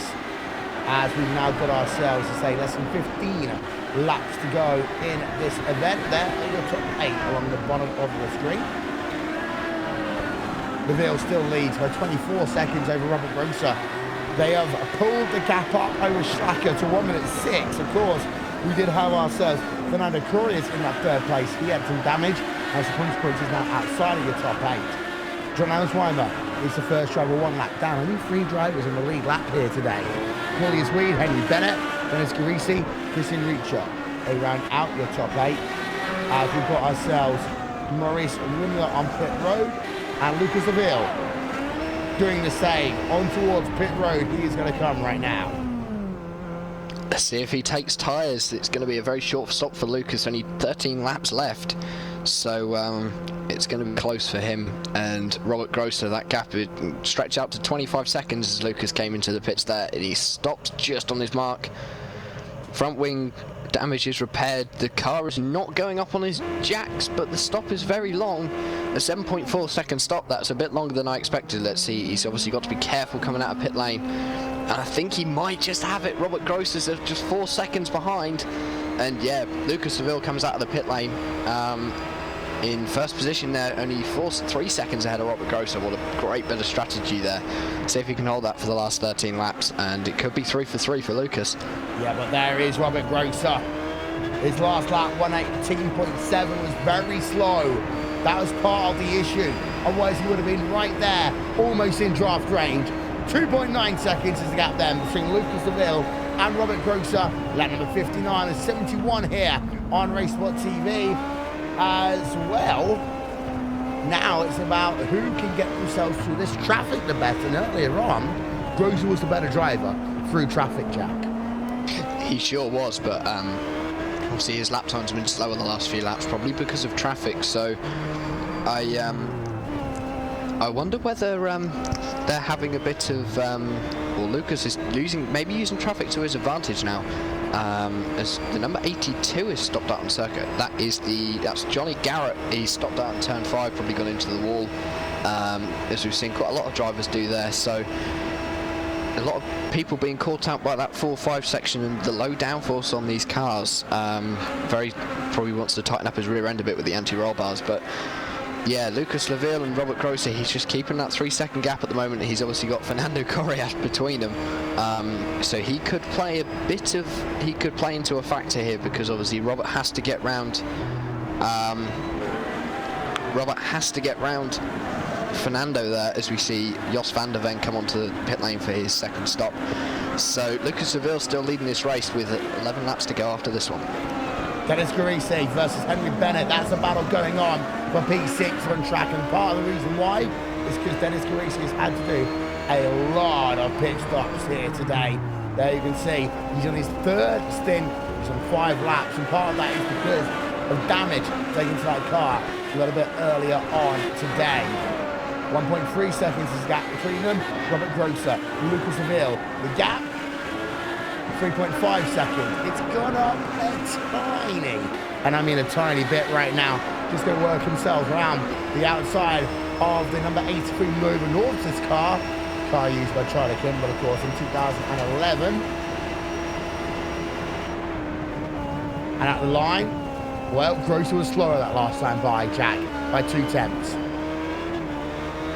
By 0.2, but that could be, it's obviously traffic coming into play here, so I think traffic is going to be the deciding factor of this race. If Lucas gets caught behind a car through the slower section, it's definitely going to play into Robert's hands very well. But it looks like the number 2, Tim Miller's had a spin coming out of turn 12. He's got going again, but he's very slow on that outside, just getting a bit too wide in the braking zone, losing the rear end there, and yep, round he went.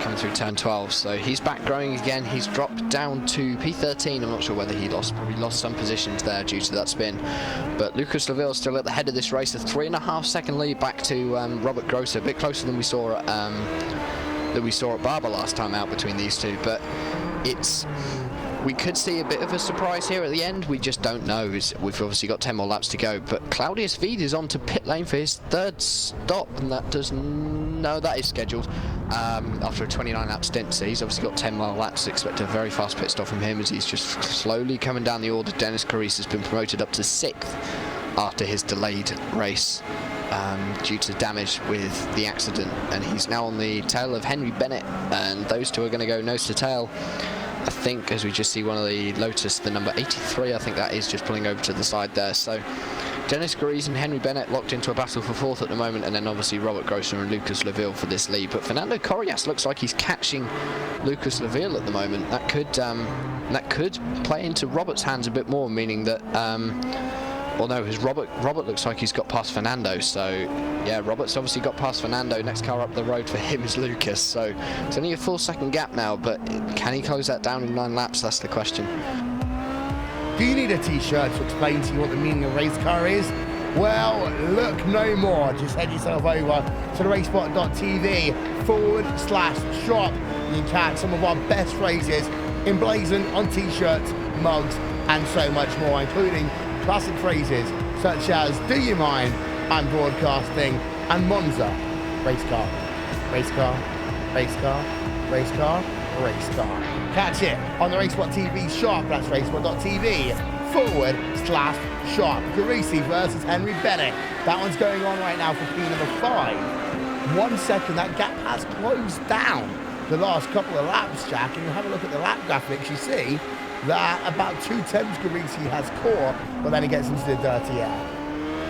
Yeah, he definitely does. So he gets into the dirty air there of Henry Bennett, and just falls back a little bit. The gap now about looking like about a second now. So Henry's got a little bit of a buffer to Dennis, but don't expect Dennis to be hanging around. He'll want to be getting past Henry as fast as he can to get that piece, to get a top 5 finish here. As we keep it, it's now underneath 1 second actually between these two drivers. And in terms of your battle out front, Grosser lost a lot of time working himself around some lap traffic. So that means the gap is now up to 4.7 seconds. Lucas Seville starting to tighten his grip on this motor race. Definitely. So with only 8 laps to go, Lucas Laville is now up to 5 seconds. He's extending that gap slightly, using the draft of that number 77 to the best of his advantage there. So this is definitely, I think Lucas has got it in the bag now. I don't really see how Robert is going to catch him unless Lucas has an awful bit of luck, because they are very, very similar pace there. So we could get a surprise, but I think Lucas is just going to try and get it to the end now. As Robert Grosser, like last time by, lost another half a second, 4.6 seconds is the gap between these ones. But Dennis Carisi versus Henry Bennett, that one's much closer as they go toward third wheel. Let's ride a couple of corners on board with Dennis Carisi.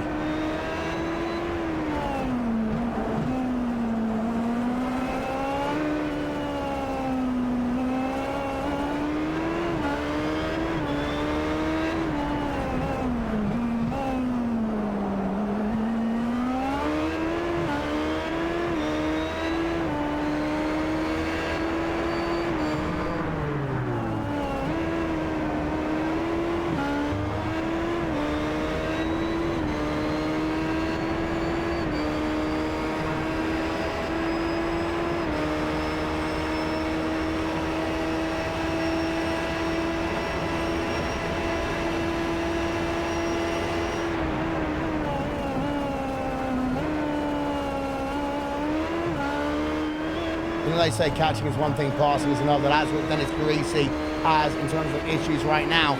Half a second is the gap, and he gained 4 tenths that last time by. He was very rugged through Curve of the Soul that last time by. He certainly was, and I think Dennis Carisi is struggling to keep up with Henry Bennett there. The gap is still about a second. He was 4 tenths of a second faster. The gap's now down to about 7 tenths of a second, so he's slowly catching him.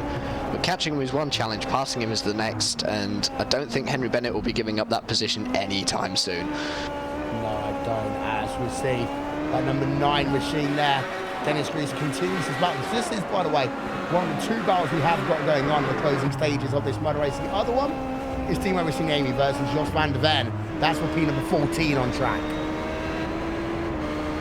It is, and they've got a similar gap. The gap is around 0.6 of a second at the moment. Timo, obviously, we know is the faster driver. He was 1.4 seconds faster on that last lap, so I wouldn't be surprised to see him go just roaring past Jos van der Ven.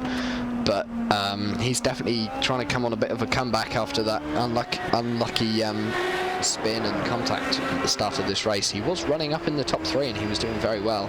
He's one of the main contenders in this series, and to see him crash out like that and have the luck he's had today, that's really unfortunate. Amy is still within half a second. Carisi was slow that last time by. He's going to keep it with this one for the moment. Timo Amy, P P number 15, Jos van der Ven, P number 14. The gap out front though, Jack, it's gone up now to 5.2 seconds. Grosser is seeing this race slip away. It's Issy, big bold move, almost there, down to the inside, locks up, he's unable to do anything. No, it was unlucky for Issy. He's still stuck behind that car of Jos van der Ven, and he will be getting frustrated now because he will be losing time behind him, but he's just getting closer to the back every single lap, and it's definitely going to be one to watch this and see if he can get past at the end. So, but Robert Grosser, he's just slowly watching this go away. The gap now is nearly 6 seconds. Lucas Laville is he's obviously left a little bit in the tank to get the car to the end and for the final stages of the race. Obviously just going a bit easier at the start of the race. So yeah, maybe that longer stint was the best way to go for Lucas, because he's obviously had that shorter pit stop than Robert and meant that he can get to the end. Team Racing Amy easily able to get past then into P number 14, and now Issy has got himself 5 seconds to work out Dave Costello.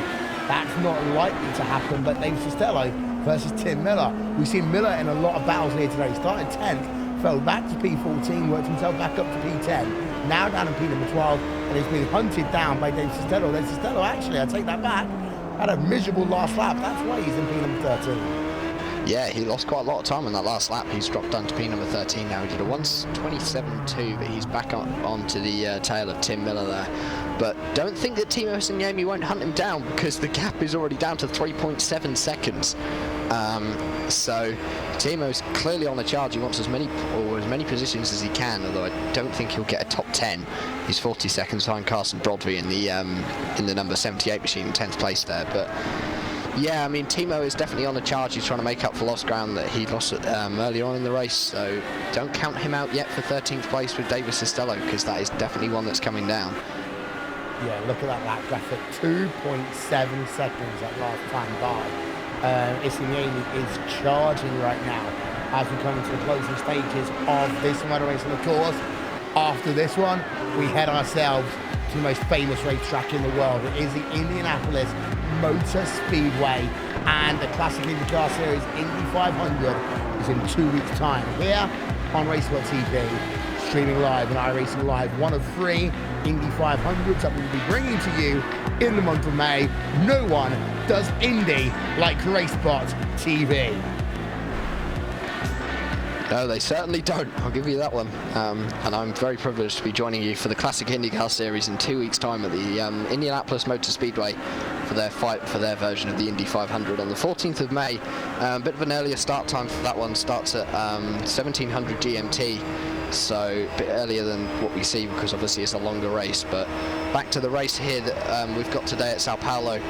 Lucas Laville has finally got that lead out to 6 seconds now, and with 4 laps to go, I cannot see that how Robert Grosser's going to get that lead gap back to Lucas Laville. That's unfortunate for Robert. He was looking very, very, very fast for first stint of this race.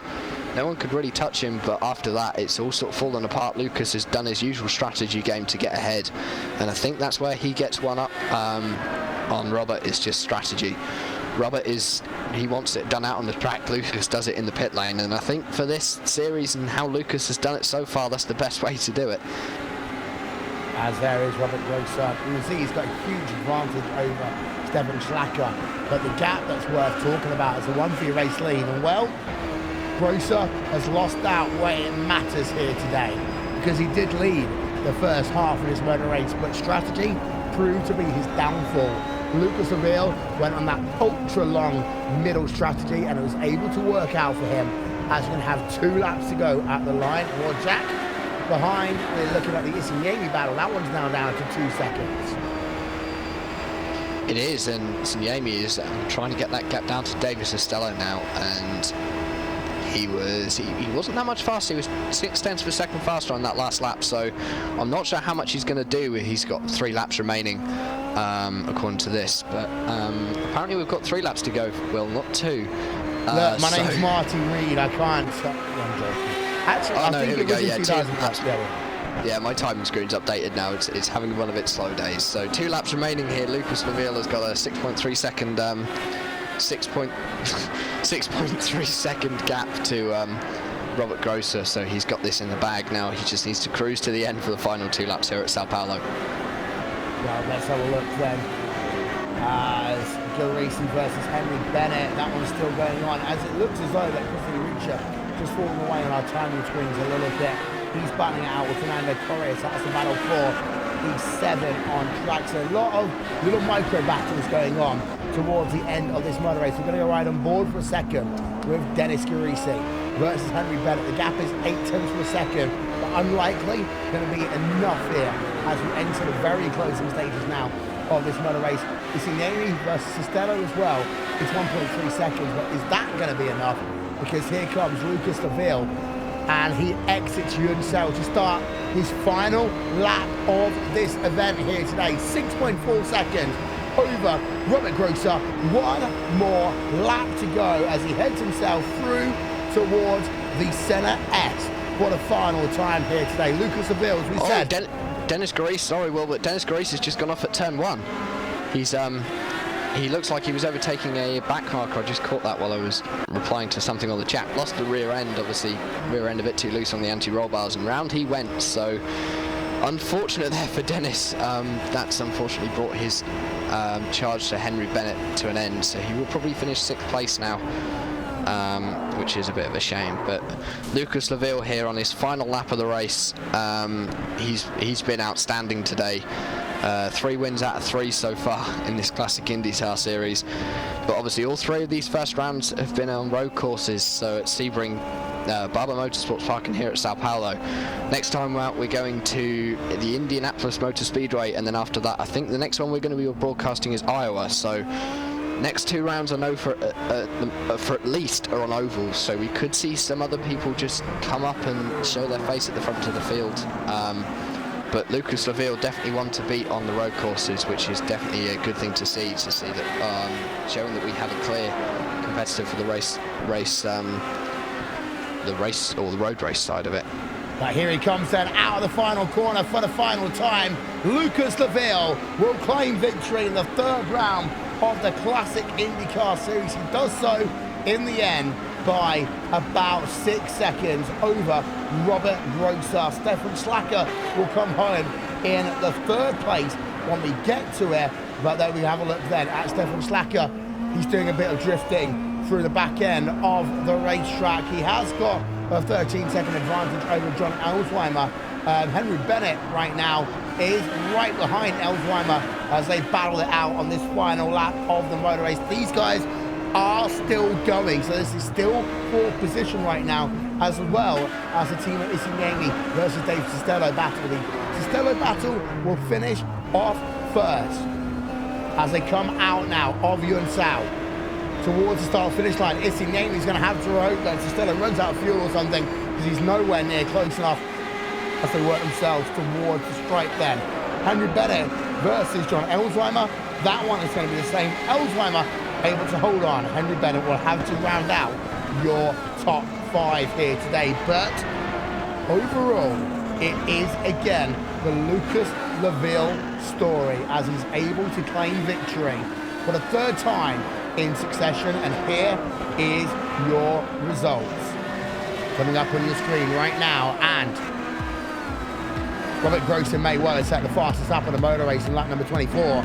But Lucas Laville claims the victory and takes the points that matter as a consequence.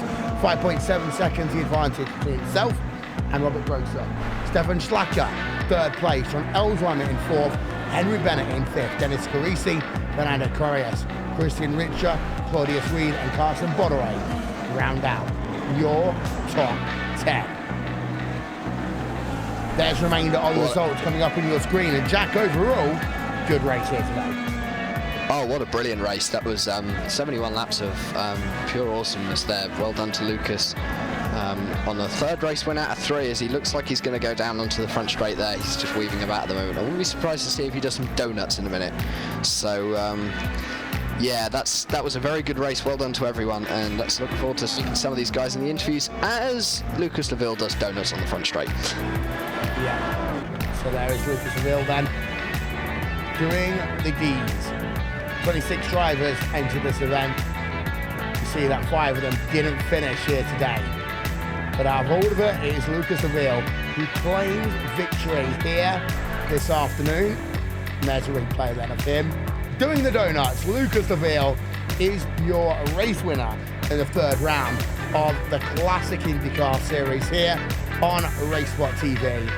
We'll step aside for a few moments, get ourselves ready for post-race interviews after these messages. You're watching the home of the iRacing Indianapolis 500, RaceSpot TV.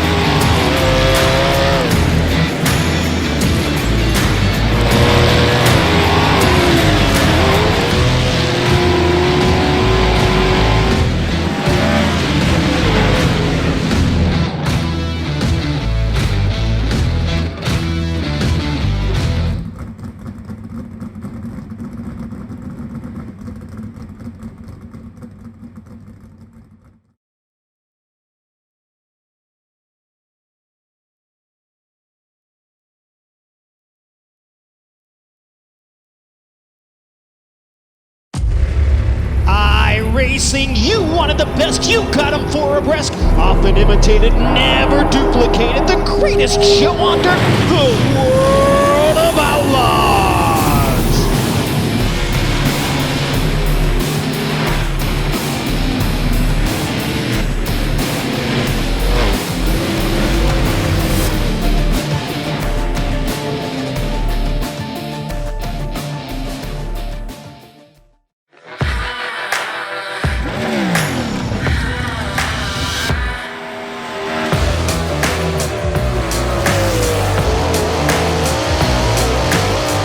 Hey guys, Christopher Bell here.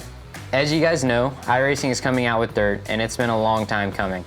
So I'm here today to kind of show you around the sprint cars and hopefully give you some insight for whenever you first drive it.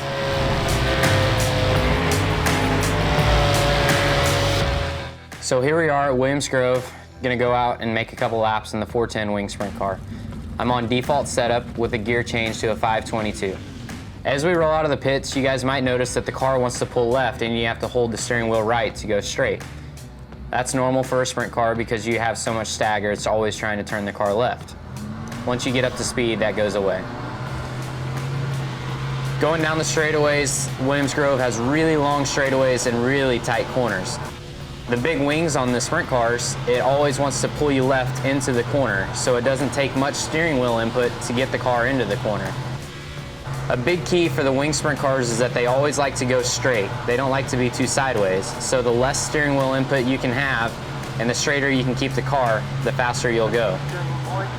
As the track slickens off, you'll be able to play with the setup to get the car driving even straighter yet. And that's a couple laps around Williams Grove. So here we are at Eldora Speedway. I'm on baseline setup with a gear change to a 511.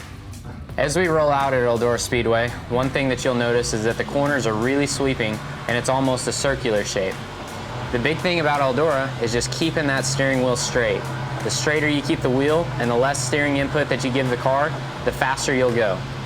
The fast line around Eldora will be right around the inside wall in the corners and then with a big arc towards the outside walls down the straightaways. Then once the track slicks off, you'll be able to follow the groove up towards the outside wall, where the famous Eldora High Line comes into play.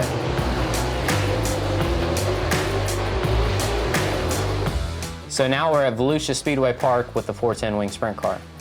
I'm on baseline setup with a 511 gear, the same as what we ran at Eldora. Whenever you roll out on the racetrack, you'll notice that Volusia is similar to Eldora. They have long sweeping corners, and it's kind of circular in shape. at Volusia, whenever the track is fast, you'll want to be right down against the concrete wall in the corners with a nice big arc down the straightaway. Whenever the track starts to slicken up, you'll be able to follow the groove up higher and higher. Whenever you get into turns 3 and 4 though, the groove might get up onto the shelf, which is the flatter section of the racetrack, and then it becomes very difficult to exit turn 4 without getting into the wall.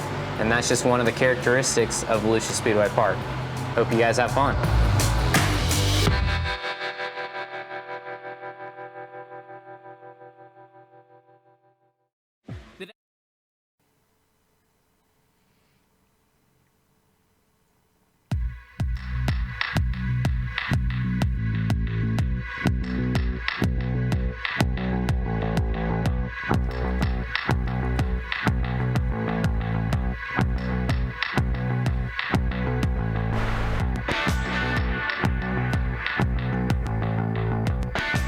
Welcome, ladies and gentlemen, to post-race coverage of the Classic Indycar Series here on RaceSpotTV, presented by Logical Innovative Engineering. And it is Lucas Seville who wins out here on a different strategy. He didn't start in first place, but he does get first when it matters at the end. He stood by with us now. Lucas Seville, welcome again to Victory Lane. Yeah, thank you, Will. Thank you, Jack, for being here. Yeah, tough race, for sure. Strategy was completely different. Way more different than I expected, to be honest. I didn't expect Robert and all the other guys to do such a different second stint, but luckily I had the best fuel mileage in the field by a long shot, so I was able to really have a short second stop, and that put me in the front. And then the way strategy worked here today, of course, at Barber, we're talking about no tyres. Here today, we weren't talking about tyres, talking about the long middle stint, the long end stint. How hard was it to figure out what the guys around you were doing? To be honest, it was really difficult, just as you said, because of the tires. In this weather, tires can be an issue over the whole race. You can pretty much do like 50 laps on a single set, but it's really difficult to do the whole race. So it was a question of balance between the 3 stints and the tires, as well as the fuel. Obviously, because you were really faster once you dropped below like 50% fuel in the tank. So there's really a balance between the time lost in the pits and time on the track. For me, it was really a no-brainer since I had really the best fuel mileage in the field, and I knew it. Well, you've won the first 3 rounds of the championship. You now go to an oval, Indianapolis Motor Speedway. Chances of you making it 4 in a row? The big one, right? The one everybody wants to win. So I guess that's the objective. Obviously, win Indy. But my objective here is to play the long game, the big picture, the championship at the end of the year. So I'm gonna try to get as much points as I can at Indy, and then we'll see what happens. We have 3 ovals in a row now, I guess, with Texas and Iowa. So different field, but we'll see what happens. I'm really looking forward to it. Race victory, of course, here today. Who do you want to thank? First and foremost, thanks Robert for everything he puts into this series and for all the work he's doing here in the background. Then you guys for broadcasting this event. And then everybody in the league that makes all these races possible. Thank you so much, everyone, for all this great fun. Well, thank you for being a part of our coverage here today. Lucas Seville, a race winner, second place. That one goes to Robert Grosser, who stood by with Jack. Yeah, he sure is. Robert, well done today. Take us through, you obviously did a bit of a different strategy there to Lucas, and that obviously lost you time. Take us through what happened with that and how that played out in the end. Yeah, well, first of all, congratulations to Lucas for winning 3 in a row. Well done, guy. But at Indy, I will beat you. Okay, my race, the idea was to have, I knew Lucas can go at least one lap longer on the fuel tank, so with the equal race pace, I really had to do something different. So my idea was to try a shorter second stint stay in the lead, at least get the bonus point for leading the most laps. And then before the last pit stop, I thought, well, what's about the tires? And I again took the risk and didn't change tires, so I did the whole race with one set of tires. But the risk didn't pay off in the end. Unfortunately, Lucas did a great job, was way faster in the last stint, so there was nothing I could do about it. Obviously, we're heading now to an oval for the next few rounds. First of all, the Indianapolis 500 in a couple of weeks' time. What's your pace like on ovals compared to road courses? Because they are two completely different kettles of fish. Well, I think there shouldn't be a big difference. I consider myself a top 5 finisher on podium, on ovals and on road courses. No difference. I think I should do pretty well in Indianapolis and the ovals. Yeah, thank you for joining us, Robert, and congratulations. Anyone you'd like to thank? Yeah, big thanks to all the drivers making up the impressive grids that we have in the first rounds. More than 20 cars on every single race is really amazing. Big thanks to our sponsor, Logical, Joel Real Timing, and the Lionheart Retro Series. And big thanks to RaceSpotTV, Jack, Will, for broadcasting the series. Thank you. That is Robert Grosselad coming home in second place here today. Running out your podium is Stefan Schlacker. Well, Stefan, it's been an interesting race for you. Started 24th, finished 3rd, worked yourself way up through the field. Talk us through it. Yeah, I just have no words for what happened in the first 4 laps. I mean, alone there, I already made up 13 positions or 14 or something like that. Just totally insane pace throughout the field there, and my target for this race was actually just a top 10 because I really hate Sao Paulo for some reason. I never have a good race there, and well, finally clicked, as it seems. Well, negotiating the traffic is one thing, dealing with strategy is the other. How did you piece it all together? Well, I have set up my car for the long run. I went in half fuel and then write down the right heights I want to have it there, and then just back it up with fuel again, so that I have a bit of a slower first half of the stint, but then a way faster second half of the stint, and it really pushed me through the full race. And strategy played out also very well with just the half fuel at the pit stop and no tires, and then full tank and then tires in the last, and it just worked out perfectly fine. Well, you come home 3rd here today. Next time out is an oval, Indianapolis. Looking forward to it. Yes, sir. I'm a total oval guy. My pace is way better on oval than on road in the Indycar, so my target normally for road races is top 5, but I want the wins in the ovals. That's where it counts. Well, before we let you go, Stefan, anyone you want to give a shout out to? Yeah, first of all, my friend Carl Young for keeping my head into this. He really did a good job in preparing me for this race mentally. Also Robert for putting up this league, everybody in this league, you two guys for a very great broadcast. Of course, Logical and Joel Real Timing as the sponsors. Thank you. Well, thank you very much there, Stefan Schlacker. Finally, we're going to have a quick chat with the driver who came home a little bit further down the field. That is Tyler Vickery. And Tyler, out of the event, P number 25, talk us through the event quickly for us. Honestly, the start of the race felt alright. Granted, there was a little bit of incidents up near the start. I want to say the turn 3 and 4 area. I was able to manage through that. Slowly was working my way through until I made an error, and I know a lot of other drivers made an error through the turn 4 and 5 area. Got into pit road, thought I could be able to just jump back out, and of course my inexperience yet at the IndyCars on this course, and I spun it into the wall and already used my fast repair, so that was how my race ended. Honestly though, I was originally thinking just being able to finish above where I started would be a good finish for me, but it happens, and I just got a lot of experience I still need to learn. 2 weeks time, Indianapolis 500. Looking forward to it? Oh yes, I'm really excited. I feel like I'm much better in the oval than I am road. I've got a lot of work to do on the road still. Oval, I feel like I'm a much more confident at, as I've run a lot of different oval series. So I'm looking forward to it.